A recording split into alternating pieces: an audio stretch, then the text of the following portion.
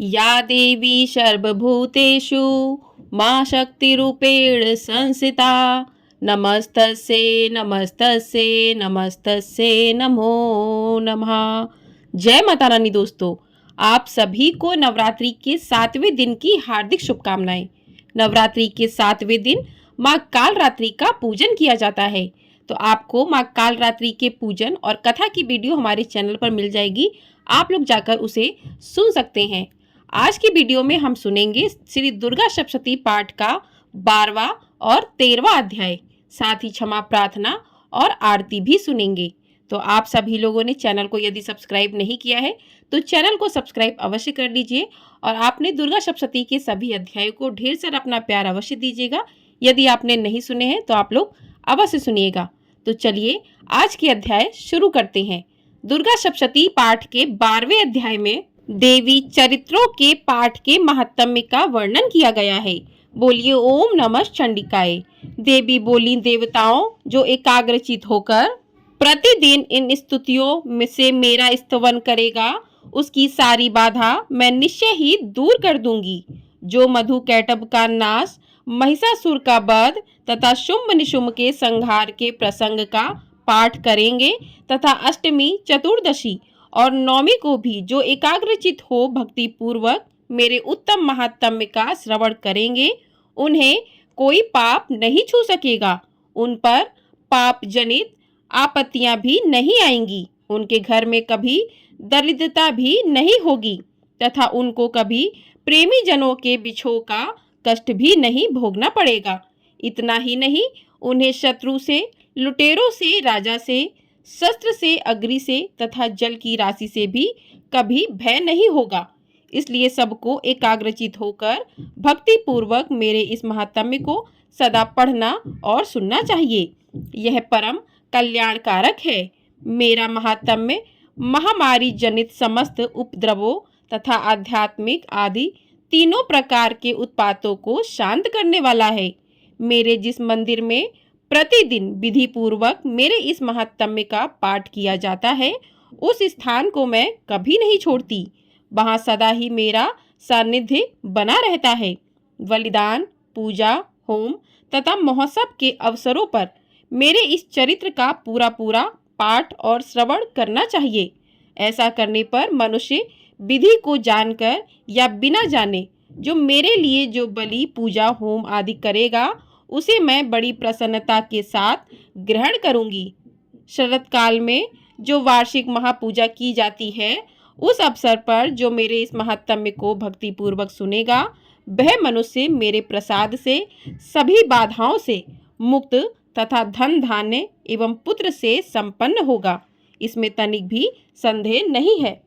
मेरे इस महात्म्य, मेरे प्रादुर्भाव की सुंदर कथाएं तथा युद्ध में किए हुए मेरे पराक्रम सुनने से मनुष्य निर्भय हो जाता है। मेरे महात्म्य का श्रवण करने वाले पुरुषों के शत्रु नष्ट हो जाते हैं। उन्हें कल्याण की प्राप्ति होती है तथा उनका कुल आनंदित रहता है। सर्वत्र शांति, कर्म में बुरे स्वप्न दिखाई देने पर तथा ग्रह जनित भयंकर पीड़ा उपस्थित होने पर मेरा महात्म्य श्रवण करना चाहिए। इससे सब विघ्न तथा भयंकर ग्रह पीड़ाएं शांत हो जाती हैं और मनुष्यों द्वारा देखा हुआ दुस्वप्न शुभ स्वप्न में परिवर्तित हो जाता है। बाल ग्रहों से आक्रांत हुए बालक के लिए यह महात्म्य शांति कारक है तथा मनुष्यों के संगठन में फूट होने पर यह अच्छी प्रकार मित्रता कराने वाला होता है। यह महात्म्य समस्त दुराचारियों के बल का नाश कराने वाला है। इसके पाठ मात्र से राक्षसों, भूतों और पिशाचों का नाश हो जाता है। मेरा यह सब महात्म्य मेरे सामीप्य की प्राप्ति कराने वाला है। सम्यक प्रकार पुष्प, अर्घ, धूप, दीप, गंध आदि उत्तम सामग्रियों द्वारा पूजन करने से, ब्राह्मणों को भोजन कराने से, होम करने से, प्रतिदिन अभिषेक करने से, नाना प्रकार के अन्य भोगों का अर्पण करने से तथा दान देने आदि से 1 वर्ष तक जो मेरी आराधना की जाती है और उससे मुझे जितनी प्रसन्नता होती है, उतनी प्रसन्नता मेरे इस उत्तम चरित्र का एक बार श्रवण करने मात्र से हो जाती है। यह महात्म्य श्रवण करने पर पापों को हर लेता है और आरोग्य प्रदान करता है। मेरे प्रादुर्भाव का कीर्तन समस्त भूतों से रक्षा करता है तथा मेरा युद्ध विषयक चरित्र दुष्ट दैत्यों का संहार करने वाला है। इसके श्रवण करने पर मनुष्यों को शत्रु का भय नहीं रहता। देवताओं, तुमने और ब्रह्म ऋषियों ने जो मेरी स्तुतियां की हैं तथा ब्रह्मा जी ने जो स्तुतियां की हैं, वे सभी कल्याणमयी बुद्धि प्रदान करती हैं। वन में, सूने मार्ग में अथवा दावानल से घिर जाने पर, निर्जन स्थान में, लुटेरे के दाव में पड़ जाने पर या शत्रुओं से पकड़े जाने पर अथवा जंगल में सिंह, व्याघ्र या जंगली हाथियों के पीछा करने पर, कुपित राजा के आदेश से बद्ध या बंधन के स्थान में ले जाए जाने पर तथा महासागर में नाव पर बैठने के बाद भारी तूफान से नाव के डगमग होने पर और अत्यंत भयंकर युद्ध में शस्त्रों का प्रहार होने पर अथवा वेदना से पीड़ित होने पर, किम बहुना सभी भयानक बाधाओं के उपस्थित होने पर जो मेरे इस चरित्र का स्मरण करता है, वह मनुष्य संकट से मुक्त हो जाता है। मेरे प्रभाव से सिंह आदि हिंसक जंतु नष्ट हो जाते हैं और लुटेरे और शत्रु भी मेरे चरित्र का स्मरण करने वाले पुरुष से दूर भागते हैं। ऋषि कहते हैं, यो कहकर प्रचंड पराक्रम वाली भगवती चंडिका सब देवताओं के देखते देखते वहीं अंतर्ध्यान हो गईं। फिर समस्त देवता भी शत्रुओं के मारे जाने से निर्भय हो पहले की भांति यज्ञ भाग का उपभोग करते हुए अपने अपने अधिकार का पालन करने लगे। संसार का विध्वंस करने वाले महाभयंकर अतुल पराक्रमी देव शत्रु शुंभ तथा महाबली निशुंभ के युद्ध में देवी द्वारा मारे जाने पर शेष दैत्य पाताल लोक में चले आए। राजन, इस प्रकार भगवती अंबिका देवी नित्य होती हुई भी पुनः पुनः प्रकट होकर जगत की रक्षा करती हैं। वे ही इस विश्व को मोहित करती, वे ही जगत को जन्म देती तथा वे ही प्रार्थना करने पर संतुष्ट हो विज्ञान एवं समृद्धि प्रदान करती हैं। राजन, महाप्रलय के समय महामारी का स्वरूप धारण करने वाली वे महाकाली ही इस समस्त ब्रह्मांड में व्याप्त हैं।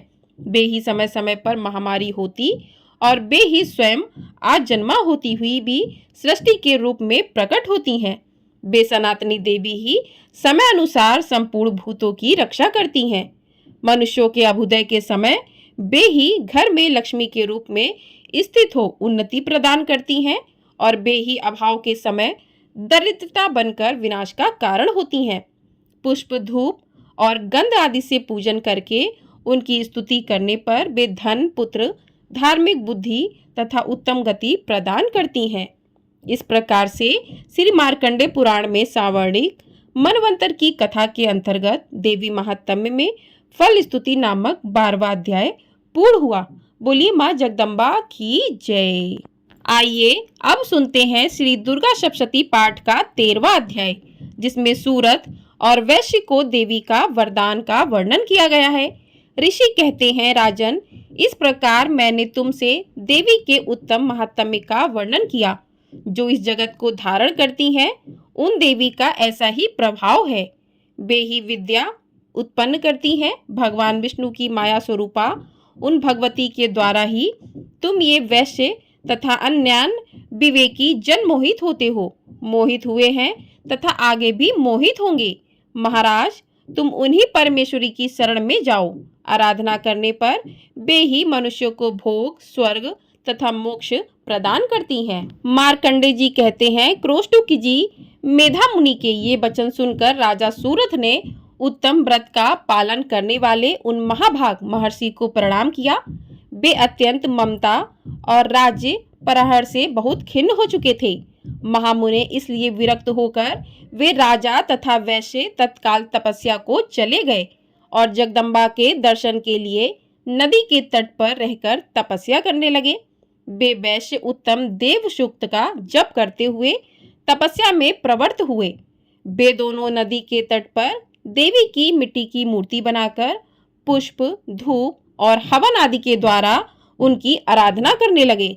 उन्होंने पहले तो आहार को धीरे धीरे कम किया, फिर बिल्कुल निराहार रहकर देवी में ही मन लगाए एकाग्रता पूर्वक उनका चिंतन आरंभ किया। वे दोनों अपने शरीर के रक्त से प्रोक्षित बलि देते हुए लगातार 3 वर्ष तक संयम पूर्वक आराधना करते रहे। इस प्रकार प्रसन्न होकर जगत को धारण करने वाली चंडिका देवी ने प्रत्यक्ष दर्शन देकर कहा। देवी बोली, राजन तथा अपने कुल को आनंदित करने वाले वैश्य, तुम लोग जिस वस्तु की अभिलाषा रखते हो वह मुझसे मांगो, मैं संतुष्ट हूँ, अतः तुम्हें वह सब दूंगी। मार्कंडे जी कहते हैं, तब राजा ने दूसरे जन्म में नष्ट न होने वाला राज्य मांगा तथा इस जन्म में भी शत्रुओं की सेना को बलपूर्वक नष्ट करके पुनः अपना राज्य प्राप्त कर लेने का वरदान मांगा। वैश्य का चित्त संसार की ओर से खिन्न एवं विरक्त हो चुका था और वे बड़े बुद्धिमान थे, अतः उस समय उन्होंने तो ममता और अहंता रूप आसक्ति का नाश करने वाला ज्ञान मांगा। देवी बोली, राजन तुम थोड़े ही दिनों में शत्रुओं को मारकर अपना राज्य प्राप्त कर लोगे। अब वहां तुम्हारा राज्य स्थिर रहेगा। फिर मृत्यु के पश्चात तुम भगवान विश्वस्वान सूर्य के अंश से जन्म लेकर इस पृथ्वी पर सावर्णिक मनु के नाम से विख्यात होगे। वैश्यवर, तुमने भी जिस वर को मुझसे प्राप्त करने की इच्छा की है उसे देती हूँ। तुम्हें मोक्ष के लिए ज्ञान प्राप्त होगा। मार्कंडे जी कहते हैं, इस प्रकार उन दोनों को मनोवांछित वरदान देकर तथा उनके द्वारा भक्ति पूर्वक अपनी स्तुति सुनकर देवी अंबिका तत्काल अंतर्ध्यान हो गई। इस तरह देवी से वरदान पाकर क्षत्रियों में श्रेष्ठ सूरत सूर्य से जन्म ले सावर्णी नामक मनु होंगे। इस प्रकार श्री मार्कंडे पुराण में सावर्णिक मनवंतर की कथा के अंतर्गत देवी महात्म्य में सूरत और वैश्य को वरदान नामक 13वां अध्याय पूर्ण हुआ। बोली माँ जगदम्बा की जय, बोली माँ भवानी की जय। तो इस प्रकार से श्री दुर्गा सप्तशती पाठ का 12वां और 13वां अध्याय पूर्ण हुआ। माँ भवानी अंबिका की कृपा हम सभी भक्तों पर सदैव ही बनी रहे। अब सुनते हैं क्षमा प्रार्थना कि यदि इस पाठ को करने में कोई भी गलती हो तो माँ अंबिका उसे क्षमा करें। तो आइए क्षमा प्रार्थना करते हैं।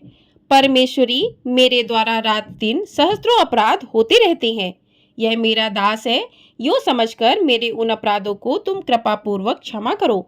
परमेश्वरी, मैं आवाहन नहीं जानता, विसर्जन करना नहीं जानता तथा पूजा करने का ढंग भी नहीं जानता, क्षमा करो।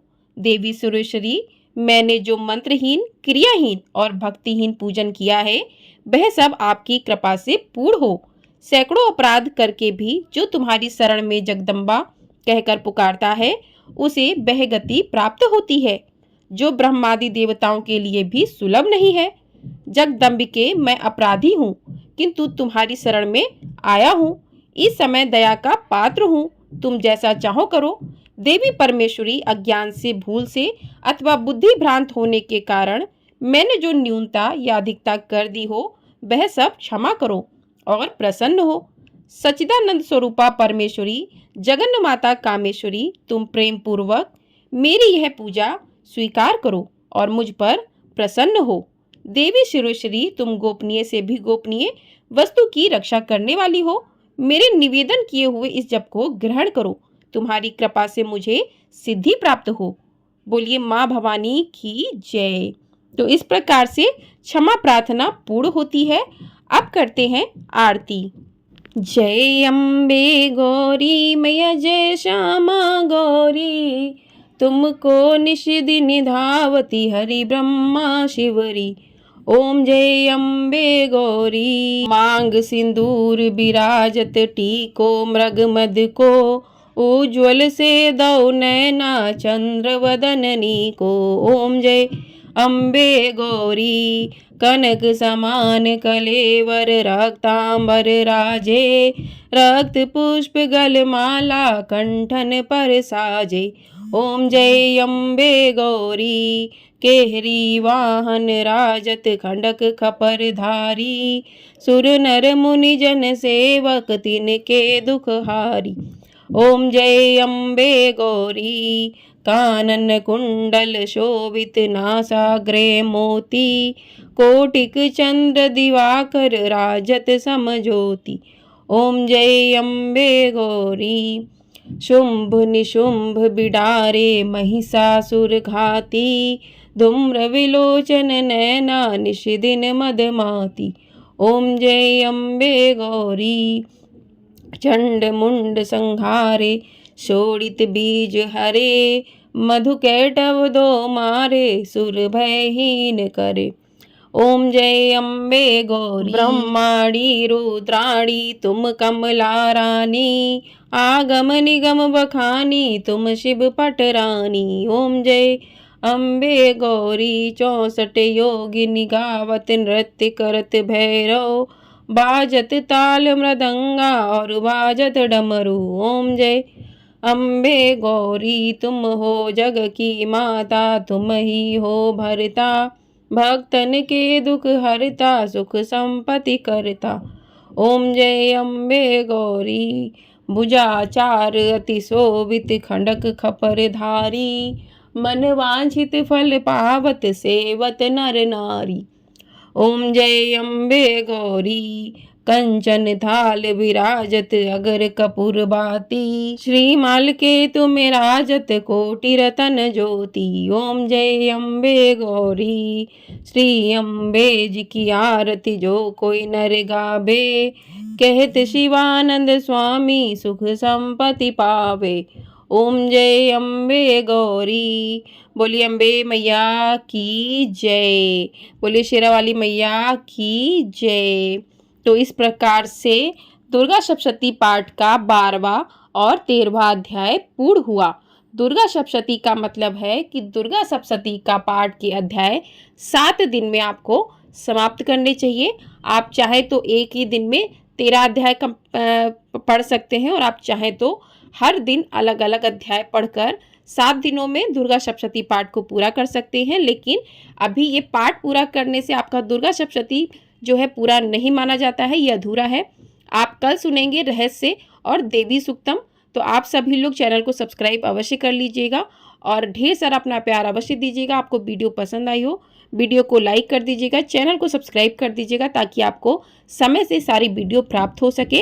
और आपने यदि दुर्गा सप्तशती पाठ के बाकी के अध्याय नहीं सुने हैं तो आप लोग जाकर उन्हें भी सुन सकते हैं और अपना ढेर सारा प्यार दे सकते हैं। आपको हमारे चैनल पर माँ कालरात्रि की कथा भी सुनाई गई है, बाकी माँ के 9 रूपों की कथाएं अलग अलग सुनाई गई हैं, साथ ही उनकी पूजा विधि भी बताई गई है। तो आप लोगों ने वीडियो को नहीं देखा, आप लोग जाकर देख सकते हैं। आगे आने वाली वीडियो आप लोगों को मिलेगी कि अष्टमी नवमी का व्रत कब करना है, कन्या पूजन कब करना है, कलश विसर्जन कब करना है, व्रत का पारण कब करना है। तो आप सभी लोग जो है वीडियो में बने रहिएगा, ढेर सारा अपना प्यार दीजिएगा और चैनल को सब्सक्राइब अवश्य कर दीजिएगा ताकि आपको सारी वीडियो समय से प्राप्त हो सके। और अभी भी मेरी तबीयत पूरी तरीके से ठीक नहीं हुई है, आप लोग आवाज़ से जान सक रहे होंगे, लेकिन आप लोग अपना ढेर सारा प्यार अवश्य बनाए रखिएगा इसी प्रकार से। और कमेंट बॉक्स में जय माता दी अवश्य लिखिए, जय माँ भवानी हम सभी पर अपनी कृपा दृष्टि सदैव भी बनाए रखें। बोलिए माँ अंबिका की जय, बोलिए माँ कालरात्रि की जय।